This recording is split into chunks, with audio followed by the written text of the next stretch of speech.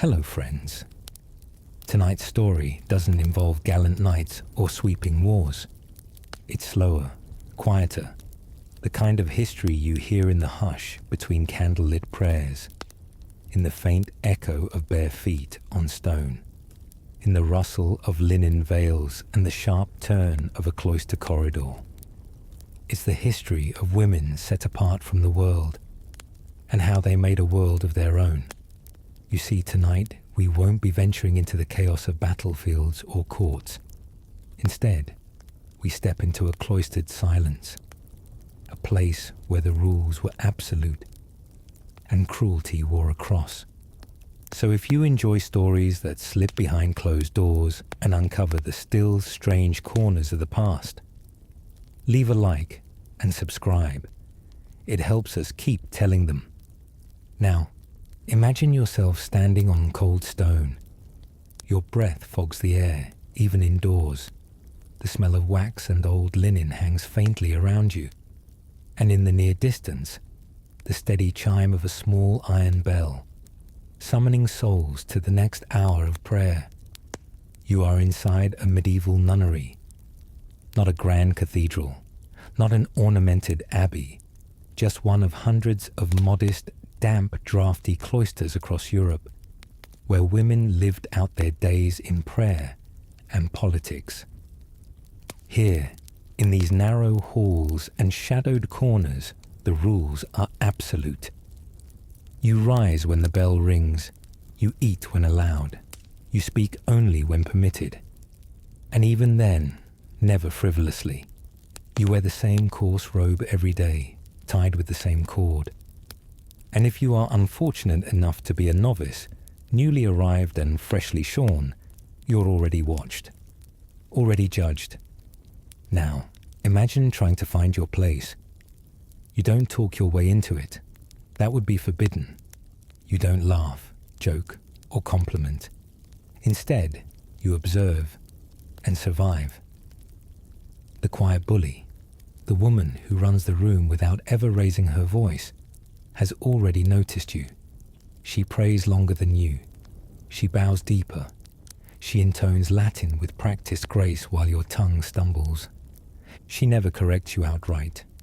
She simply prays louder. She doesn't punish you, not directly. She lets the silence do it for her. Maybe she takes the water jug before it passes to you. Maybe she claims your stool by the fire without a word. And if you falter, in copying scripture, in stitching a hem, in keeping your eyes from wandering during liturgy, she notices. She does not scold, she reports. With a serene expression and hands folded gently in her sleeves, she approaches the abbess. And with soft concern, she speaks of your struggles, your pride, your need for spiritual guidance. She says it with such care. How could you object? But the result is isolation, correction, maybe fasting. You sit alone at meals. Your blanket is removed for a week to cleanse your pride. And everyone knows who made it happen. She smiles at you during morning prayer, a beatific smile, a holy one, but cold. Deeply cold. She is not unkind, she is not cruel, she is righteous, and that makes her unassailable. The bells toll again, soft, metallic, distant. It's terse the third hour after dawn. You rise from your wooden bench, joints stiff from sitting. There's no cushion, no luxury, not even in prayer. But that discomfort isn't the hardest part. It's the eyes. Even in silence, you feel them, watching, measuring, judging. The elder sisters seem lost in devotion, their heads bowed, lips moving silently. But they miss nothing, especially not you, and especially not her, the quiet bully. She knows the rules better than you ever will. The exact length of each psalm, the angle of your head during prayer, the way your thumb should move when you cross yourself. And every time you falter, She notices. Not with irritation, with sadness. That's the trick. She never acts angry, only disappointed, as if your mistake burdens her soul. After prayer, you return to your task, copying sacred text onto stretched parchment. Your hands tremble slightly from the cold, or perhaps the fear. Your script is uneven. The lines wobble. You hear a breath behind you, then a pause. She walks past, stops, and says nothing. Just looks, just long enough to make your heart sink. Later, at mealtime, you sit at the long wooden table. The food is modest: weak broth, a crust of dark bread, boiled root vegetables. No one speaks.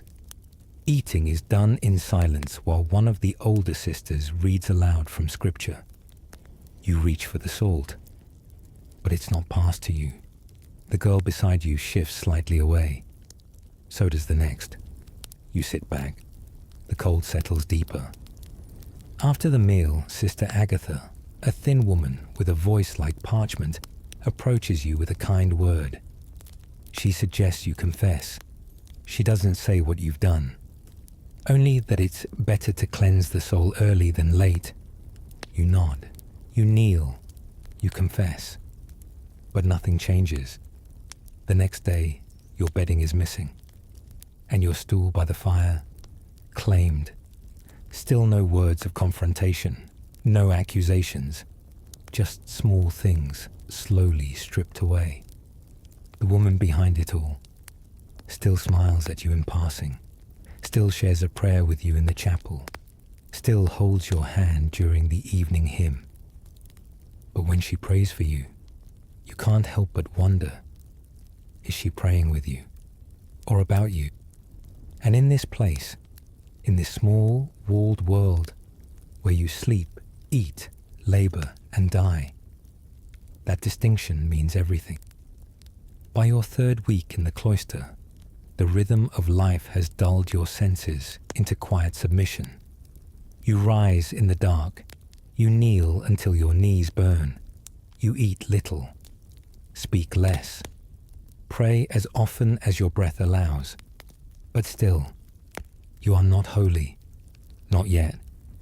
Because holiness here isn't only about piety. It's about control. And control wears the softest face. The bully in this cloister doesn't carry herself like a tyrant.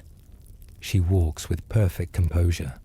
Her robe is always immaculate. Her posture never falters. She works just hard enough to appear devoted, but never sweats, never falters.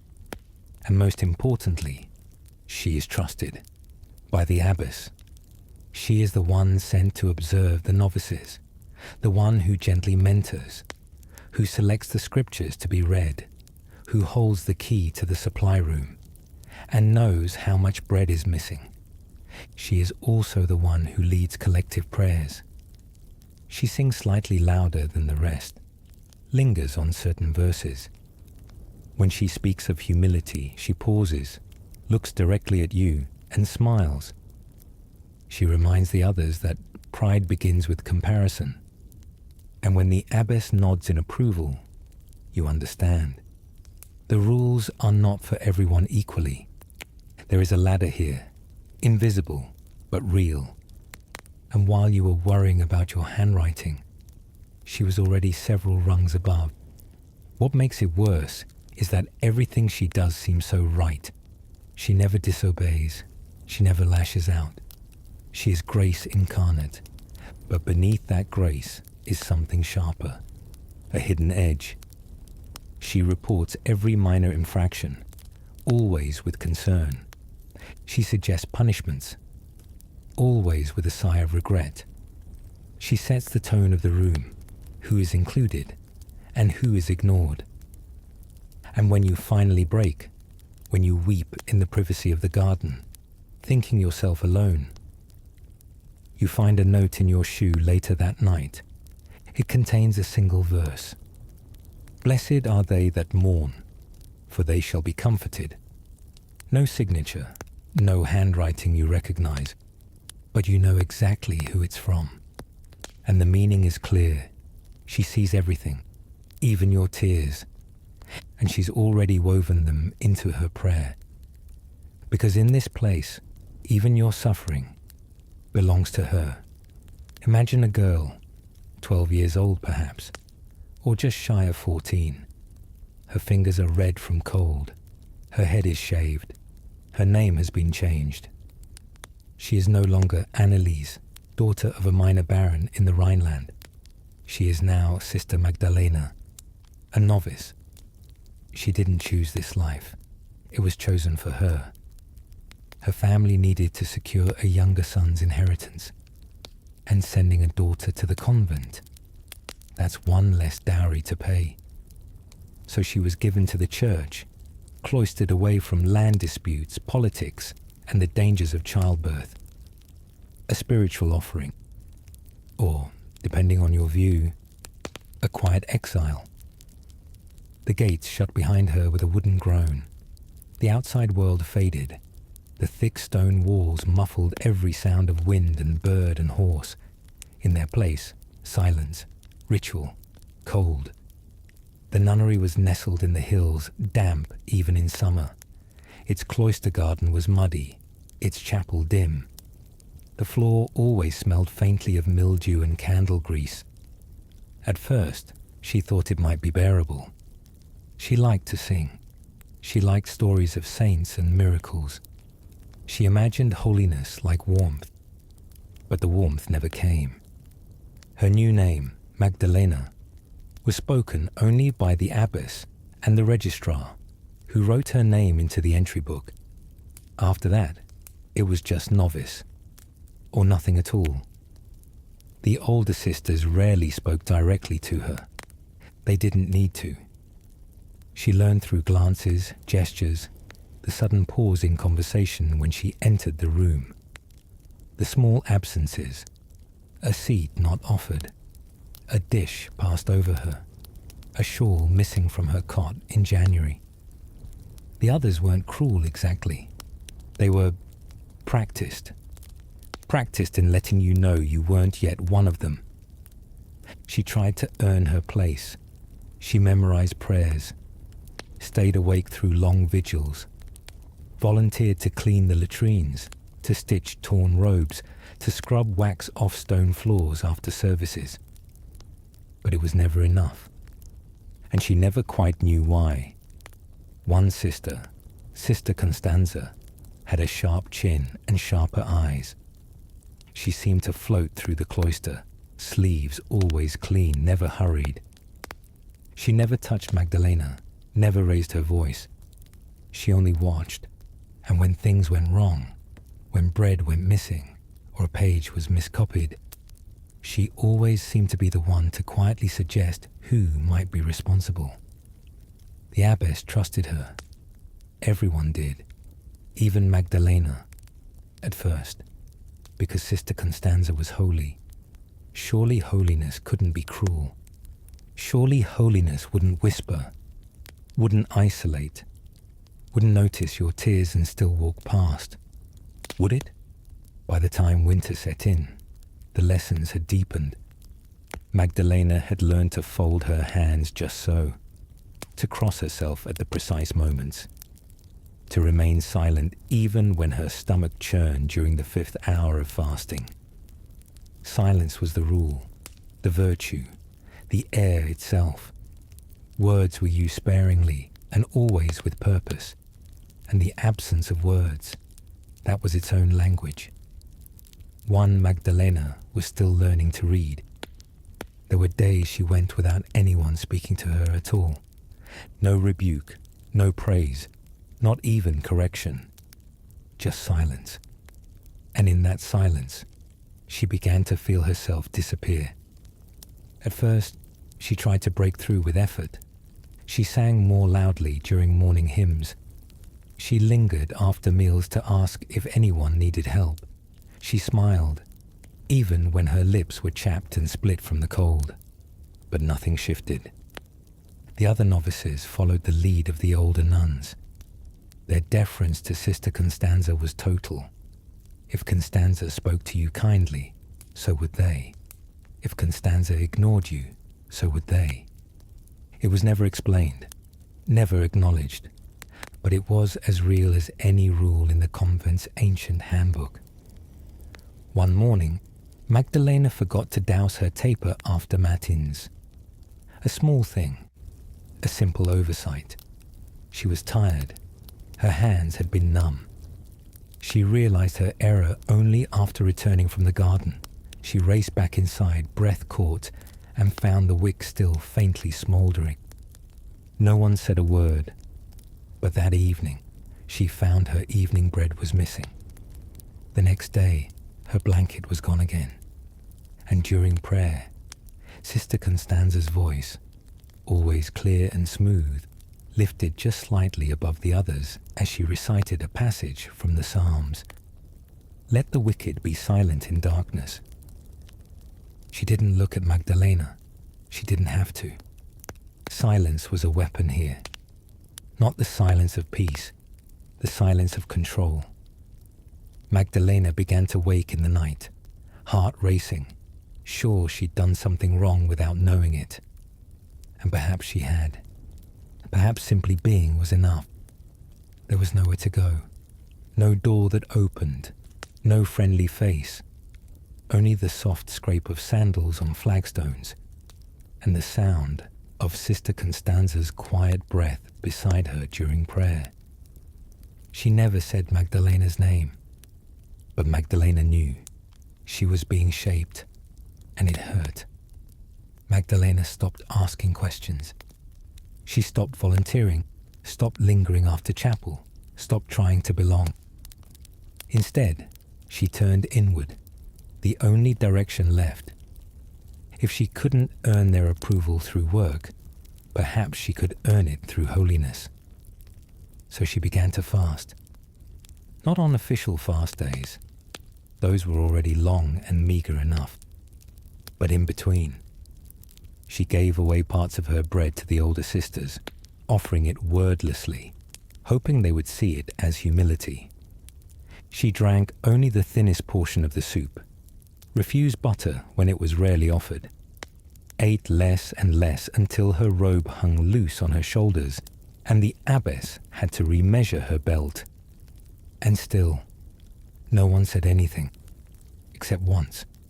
During midday prayers, Sister Constanza glanced sideways and whispered, too softly for anyone else to hear, "Fasting is only holy when no one knows you're doing it." It was the only thing she'd said to Magdalena in days. Magdalena flushed with shame. Had she been obvious? Was this too a sin? But the hunger had taken root in her spirit, not just for food, but for purity, for acceptance, for absolution. She began to see her pain as penance. The aching in her belly, the lightheadedness after long hours on her knees, the cold that crept into her bones at night, all of it became sacred in her mind. Surely God saw her. Surely the sisters would too. She prayed louder, more fervently, often weeping in her cell, whispering the psalms through cracked lips. But it only made things worse, because now she was too devout, too eager, too pious, and it unsettled them. One evening, during a rare communal gathering by the fire, one of the other novices muttered just loudly enough, "She prays like she wants us to watch." The others chuckled, soft, stifled. No one corrected her. Magdalena sat frozen, her hands still clasped in her lap. Later that night, Sister Constanza visited her cell. She didn't enter, just stood in the doorway, shadowed and silent, and said, "True devotion is invisible. The proud pretend to be saints." Then she left. Magdalena couldn't sleep that night. The words looped through her mind until morning. She wasn't sure what she was anymore. A sinner pretending to be holy, or a holy girl being punished for trying too hard. She didn't know. She only knew that her body was growing weak, and her hope even weaker.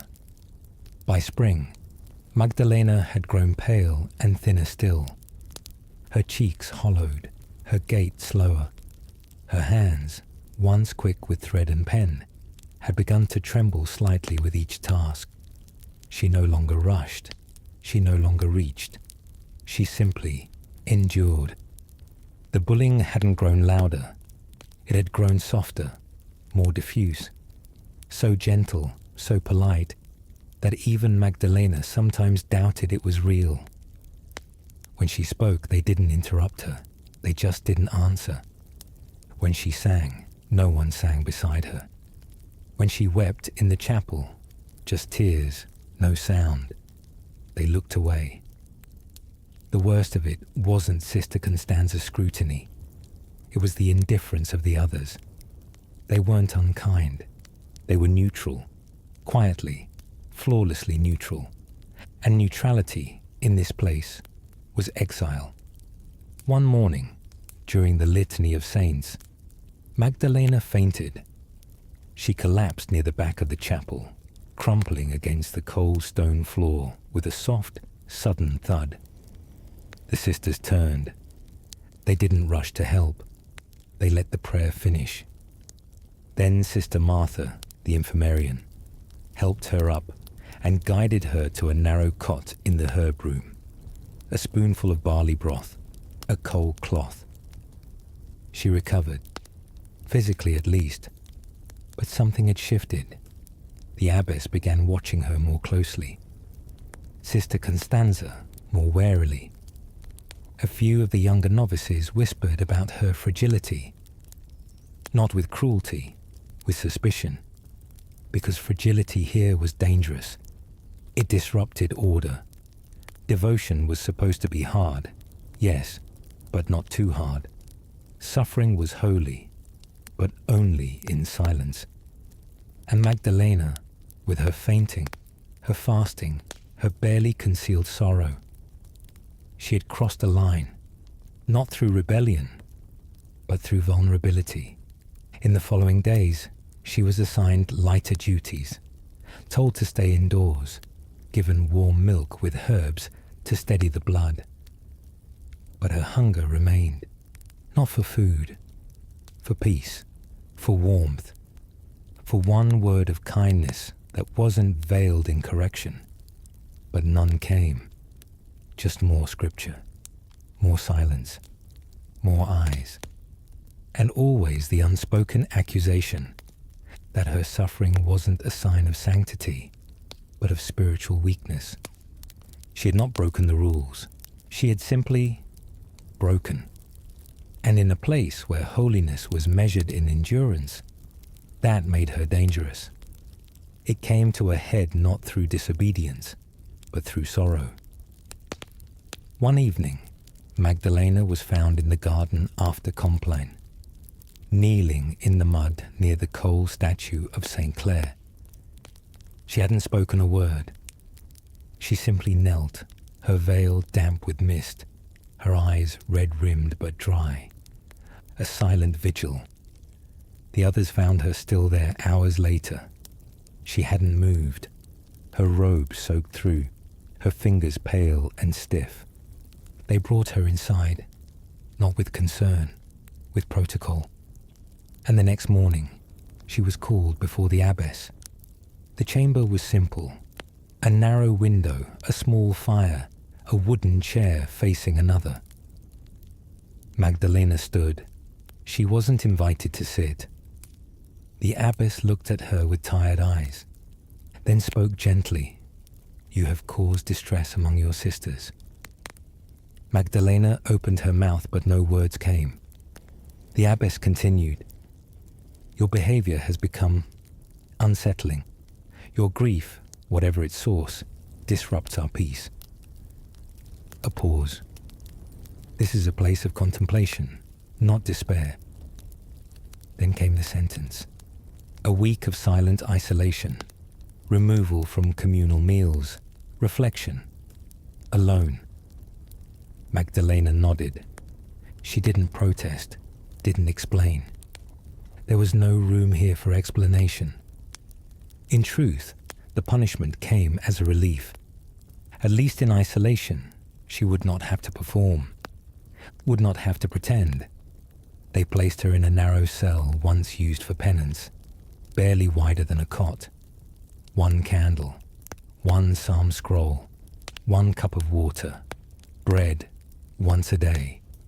And in that stillness, she cried, not loudly, not with force, just steady tears that soaked into her thin sleeves and left salt on her lips. No one checked on her. That was the point. She was to reflect, not to be comforted. Because the lesson was clear, grief was acceptable only in silence. Pain was tolerated only when it strengthened the soul. But to make others uncomfortable with your suffering, to disturb their holy order with your visible pain, that was a transgression, and transgressions must be corrected. Magdalena learned the deepest rule of the cloistered life, perhaps the cruelest. You could be punished not for sin, but for sorrow. The cell where Magdalena spent that week was old, older than she realized. Carved names, initials really, were faintly scratched into the lower stones. She ran her fingers across them on the third day, trying to imagine who had once occupied the same space. How many other women had wept here, starved here, broken here. The days passed slowly, marked only by the arrival of bread and water and the dim flicker of her candle. She was not beaten, not screamed at, just left alone. And that was enough. Because in a world of routine, exclusion is louder than punishment. By the fourth day, she began whispering prayers just to hear a voice, even her own. She said the psalms backward and forward, invented her own litanies, sang fragments of hymns under her breath, and when her voice gave out, she hummed. Not for holiness anymore, just for sanity. On the fifth day, the door opened. Sister Constanza stood there, silhouetted in the doorway. She didn't step in. She just looked, then said, "When your silence serves others, it is a virtue. When it serves only yourself, it is pride." Then she closed the door again. And for the first time, Magdalena didn't cry. She just sat, still, empty. It struck her then. They didn't want her gone.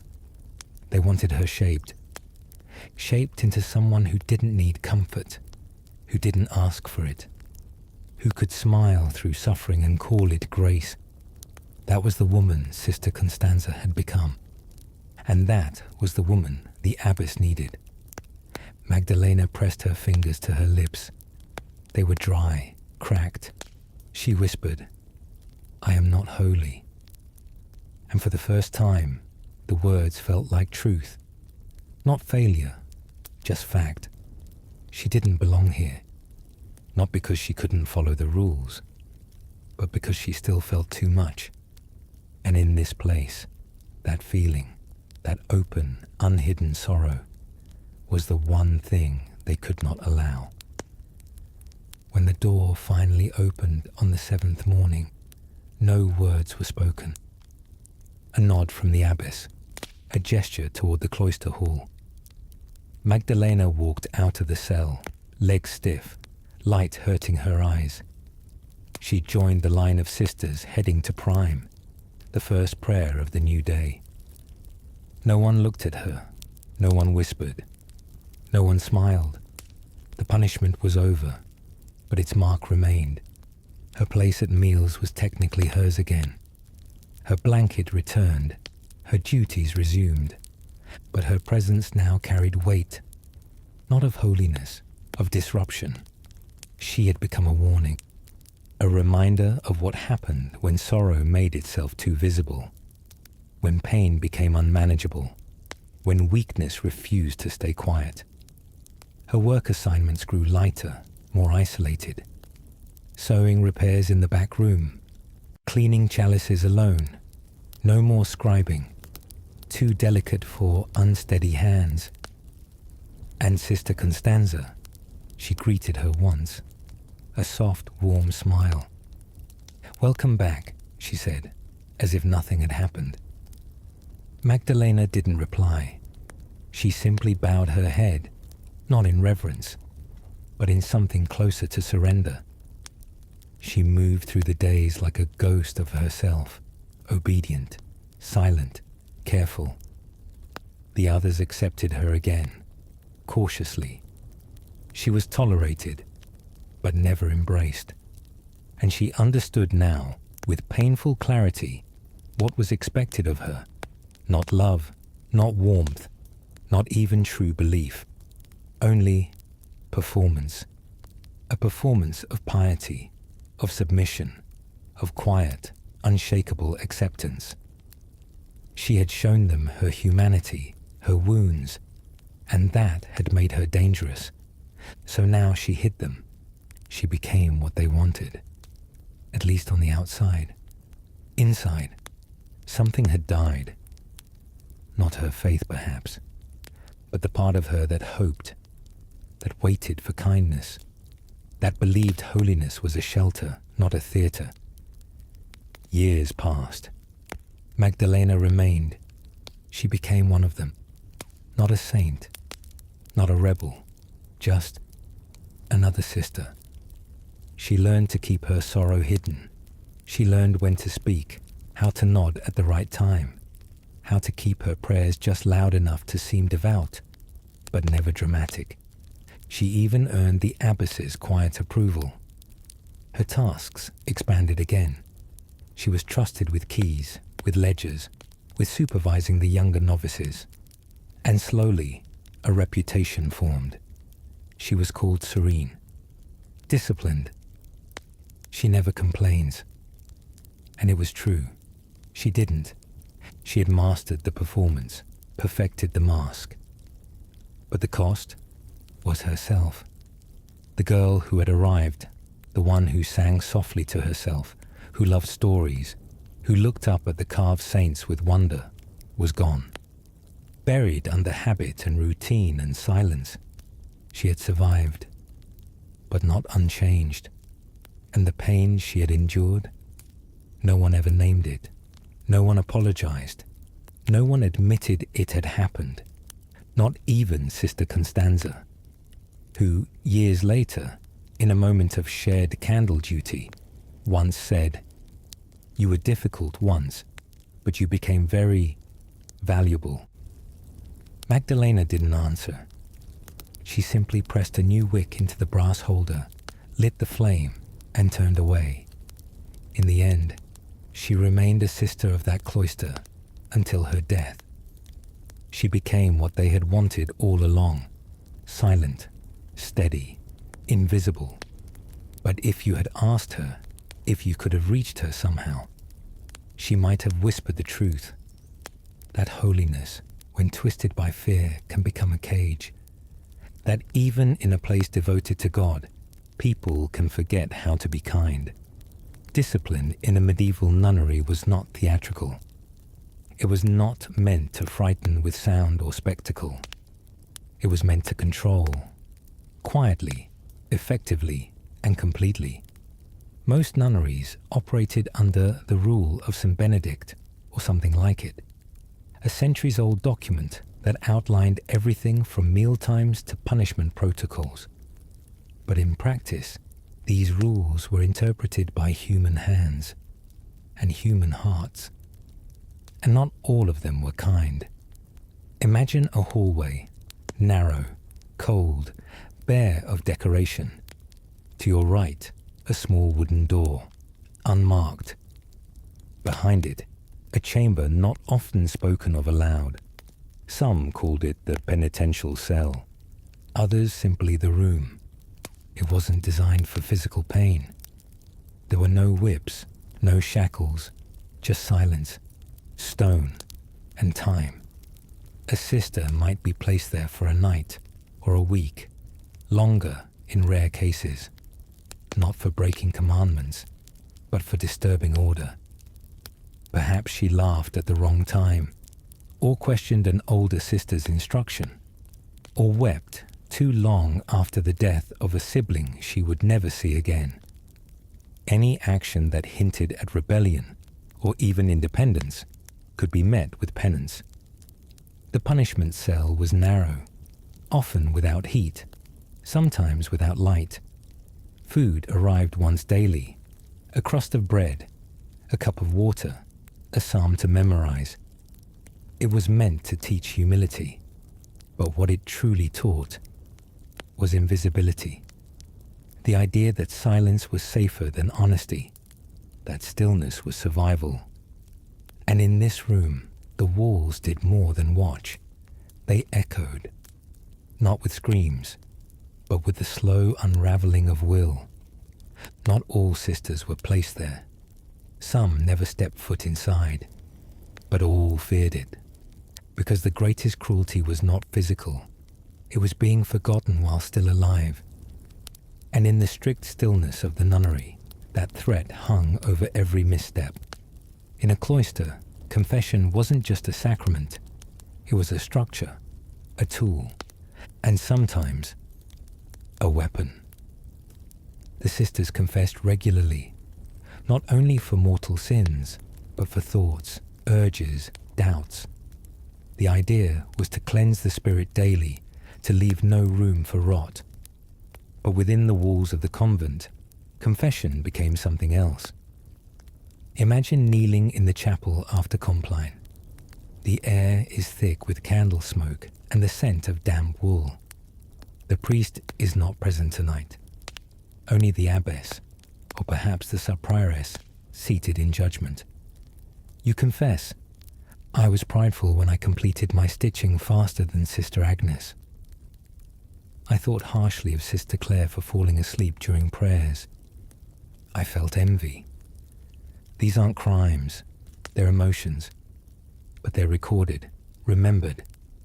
And over time, your confessions build a profile. If you're too eager to confess, you're performative. Too reluctant, you're hiding something. Sister Constanza, or someone like her, might sit beside the abbess, listening carefully, taking mental notes. Later, she might say, "Sister Magdalena has seemed especially tired. Perhaps she should fast less, or confess more." And just like that, a chain reaction begins. Not of punishment, but of scrutiny. More eyes on you during prayer, your meals watched, your work evaluated, and eventually, a shift in tone. Softer, but unmistakable. Sisters begin pausing before sitting beside you. Your name isn't mentioned in daily duties. Your mistakes, however small, begin to appear in the abbess's corrections.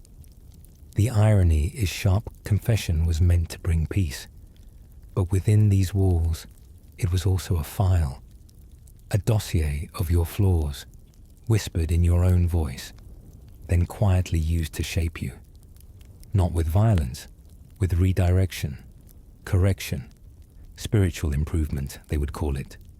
But to those on the receiving end, it felt like being quietly unmade, one whispered sin at a time.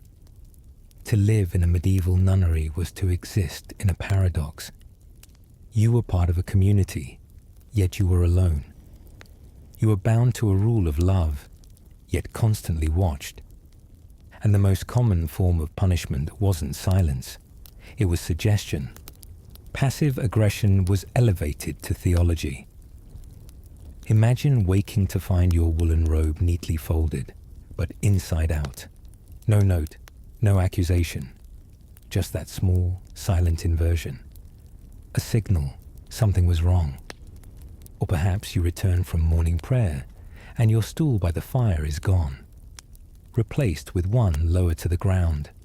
A subtle downgrade. Or your daily task has been reassigned, not upward, but downward. You're now sweeping ash instead of copying texts. Why? no explanation. If you ask, the answer will be soft.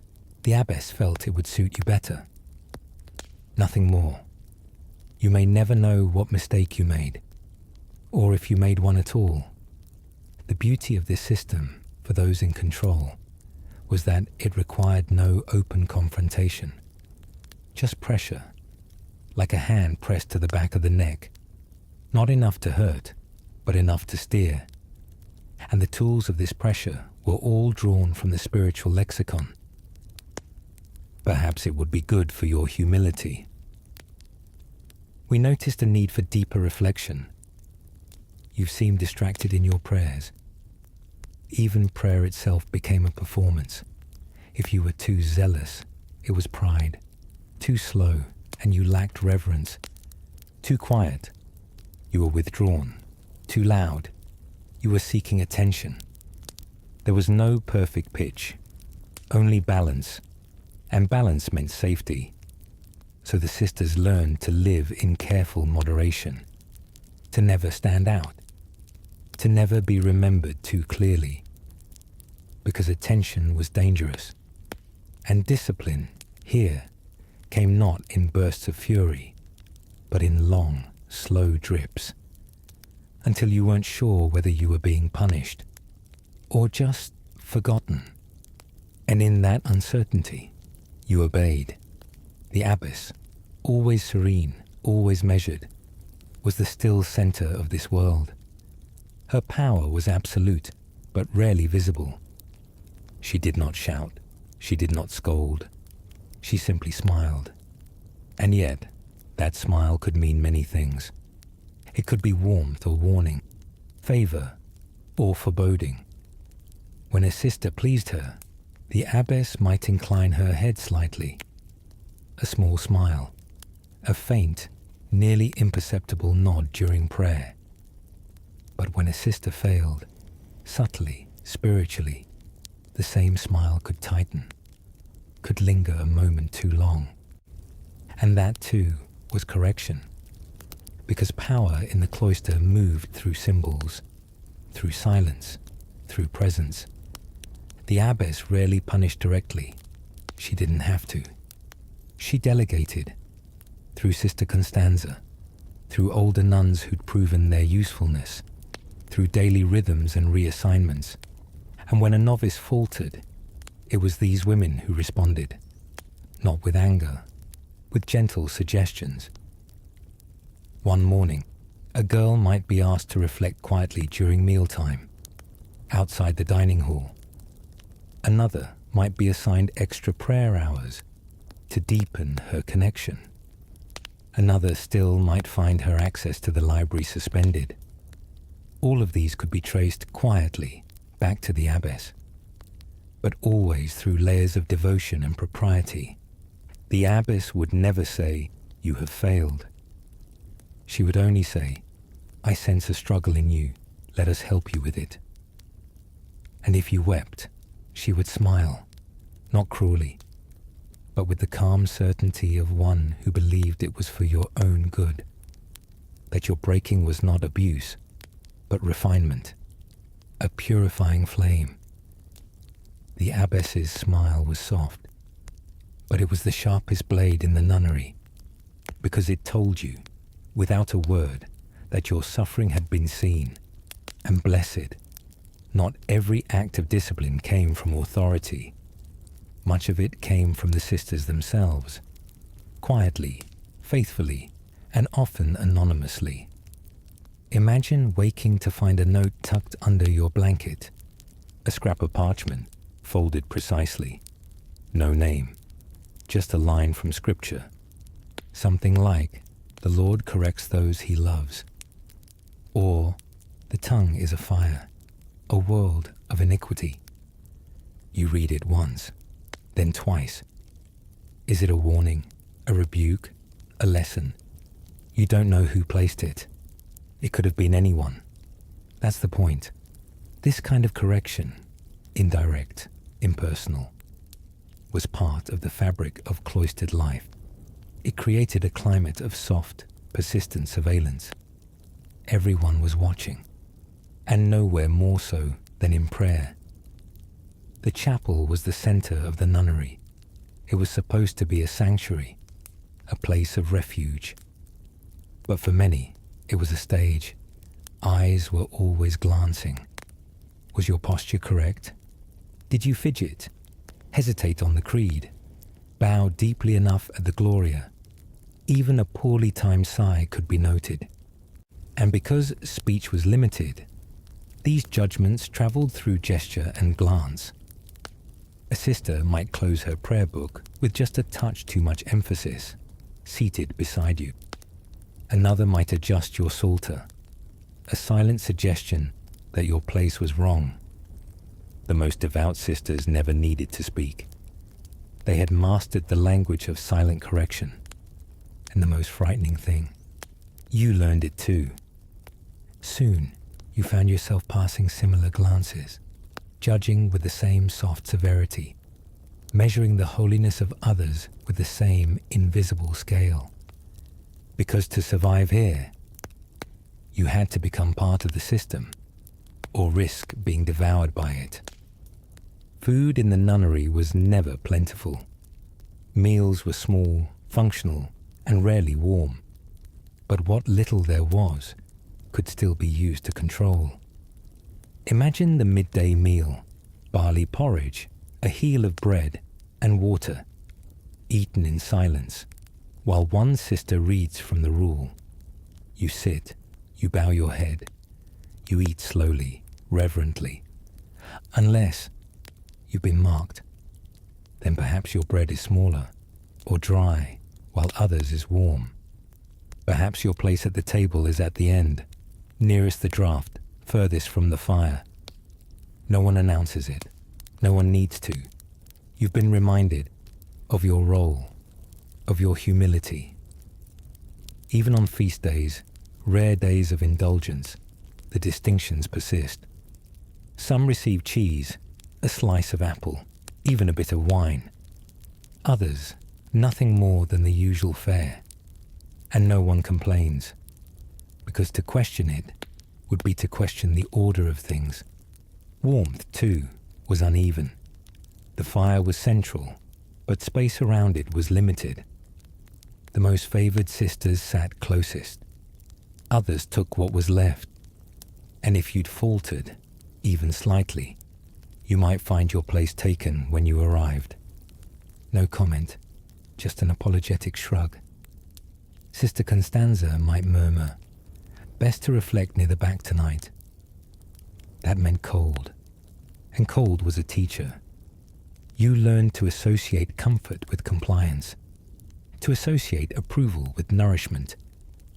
This was not accidental. It was built into the daily rhythm. Small privileges became silent signals of favor, and their removal, a message. Here, your spiritual worth was measured in crumbs and coals, not in grace, not in kindness, in obedience. Once a sister was punished, whether through solitude, silence, or social distance, she could be restored. But restoration did not mean forgiveness. It meant assimilation. Imagine a sister returning to the dining hall after a week of isolation. She bows, joins the line, and receives her portion. She eats in silence. No one stares, no one speaks. But she knows. She has been watched, and she will continue to be. Not out of cruelty. Out of care, they say.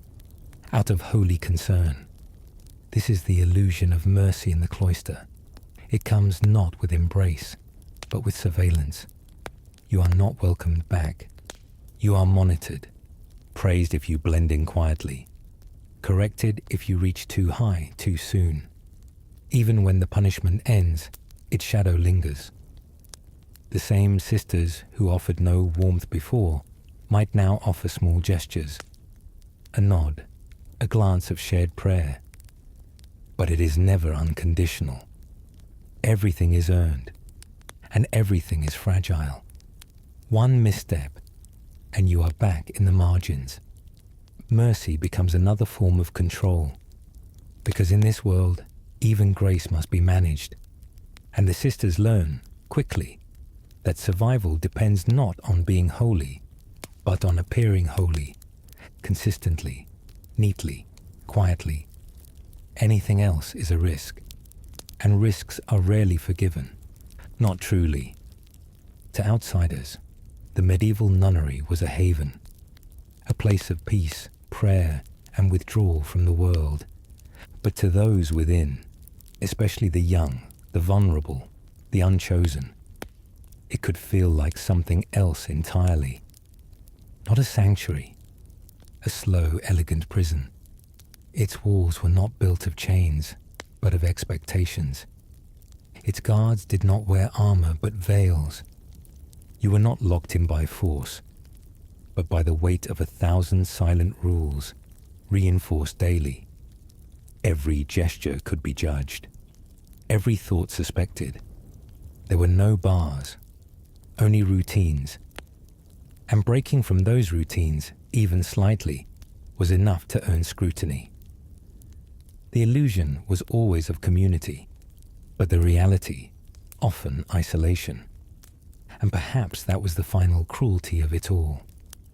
That a place meant to bring the soul closer to heaven, so often made its inhabitants feel like ghosts, unseen, unheard, undeserving. The punishment cell stood empty, more often than not, but its presence haunted every corridor, because every sister knew one misstep, one crack in the mask of holiness, and she could be next. And in that fear, that constant pressure to conform and suppress and submit, the cloister did not sanctify, it silenced. There was only one room in the convent where the air was slightly warmer, one room where the fire was fed more often, where the bread was sometimes soft, the wine not merely sacramental, and conversation, real conversation, was permitted. That was the abbess's chamber, and adjacent to it, her private table. Few entered there, fewer sat, only the most trusted. Sister Constanza, of course, perhaps the prioress, maybe an elder sister who had served for decades, worn down by time but still sharp in mind. They dined together not in opulence, but in subtle, soft superiority. The table was of dark oak, the plates simple pewter, but there was cheese sometimes, preserved fruit, a warmed jug of spiced wine. They spoke in Latin more often than not for secrecy, but for elevation. And always the door was closed. Meanwhile, in the refectory, the other sisters sat in rows, heads bowed. Soup was ladled from a single pot. Bread was broken evenly.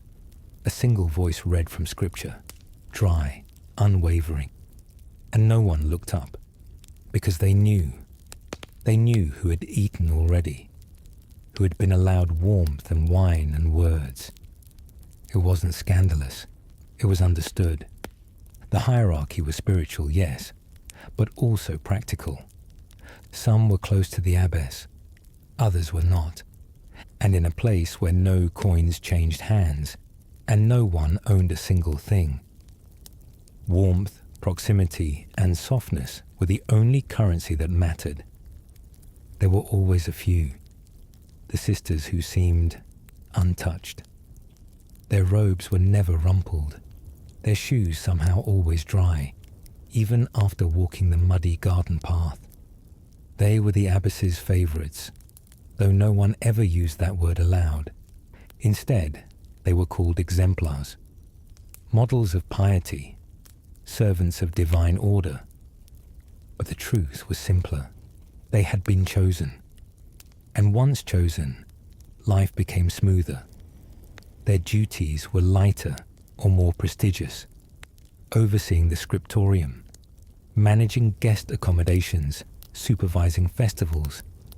They received better blankets, slightly finer wool, even letters, private letters, from noble families outside the walls. Technically forbidden, practically permitted. The abbess knew, of course.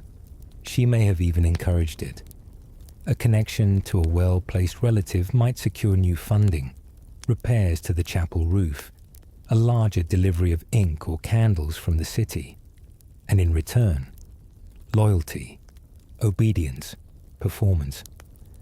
These golden sisters were not cruel, not always. Some were even kind, in the way a queen might be kind to a serving girl. Distant, decorative. They smiled often.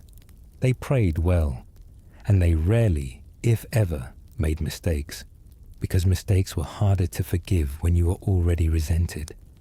And golden sisters, no matter how high they rose, were always resented, quietly, deeply, especially by those who worked harder, suffered more, and still ate cold bread.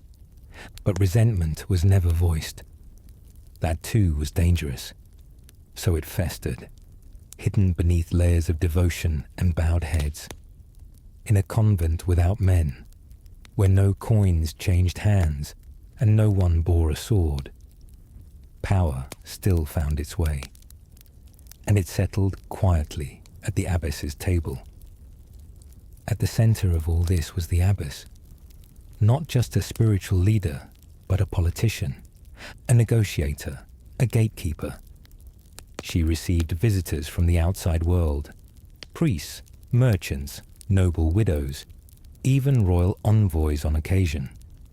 She wrote letters, carefully phrased, meticulously penned, to bishops and abbots, asking for favor, for supplies, for protection.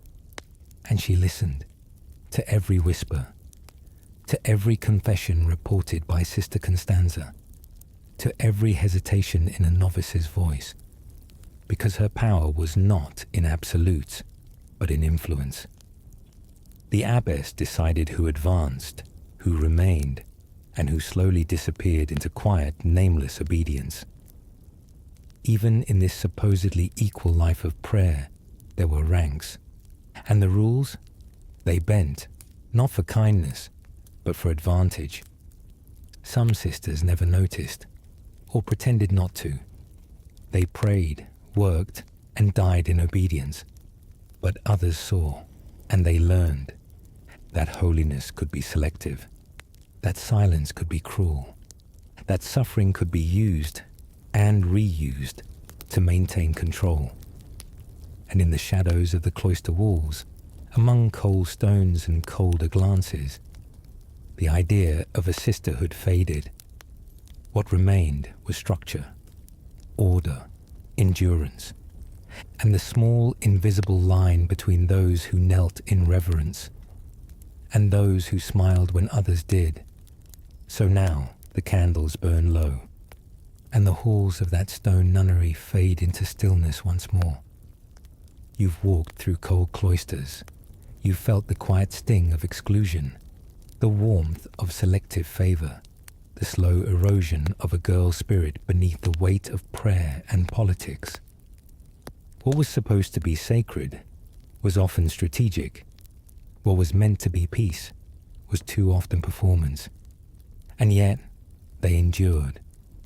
The silent ones, the sorrowful ones, even the cruel ones, each shaped by the same rigid hands, the same slow turning of the monastic wheel.